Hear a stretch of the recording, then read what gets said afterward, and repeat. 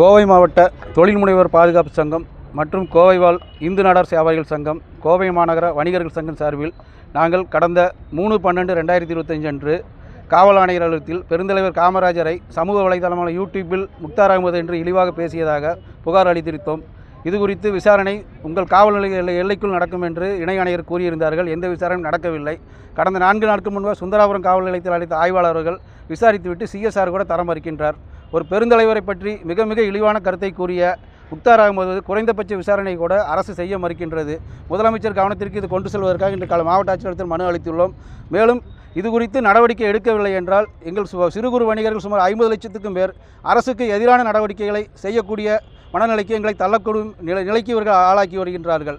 தினசரிக்கு 25லிருந்து 50 சிறு குறு வணிகர்கள் மூலமாக பொதுமக்களை நாங்கள் சந்திக்கின்றோம்.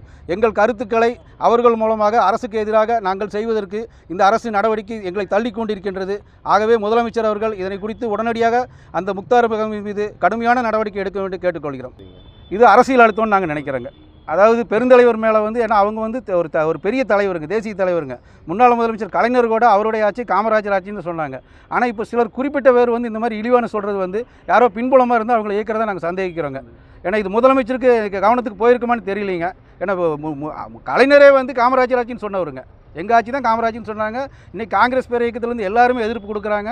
இதே ராகுல் காந்தி அவர்கள் தேர்தல் பிரச்சாரத்தில் ஒரு சின்ன கருத்து சொன்னதுக்காக ஜாதி ரீதியாக இந்தியா மீது ஃபுல்லாக வழக்கு தொடர்ந்தாங்க. ஆனால் இதுக்கு எந்த நடவடிக்கை இல்லைங்க. ஏன்னா தமிழ்நாட்டில் ஒரு பெரும்பான்மை சமுதாயம் வணிக ரீதியாக நாங்கள் சிறு குறு வணிகர்கள் ஒரு 50 லட்சம் பேருக்கு மேலே இருக்கிறோங்க.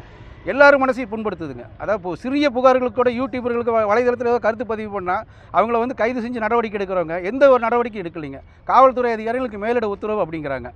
அவங்க ப்ரெஷர் கொடுத்தேன்னு சொன்னாலும் கேட்க முடியாது. என்ன சார் இது சிஎஸ்ஆர் கூட கொடுக்க ஏன் மறுக்கிறீங்கன்னு சொன்னால் அதுக்கு பதில் சொல்கிறது இல்லைங்க.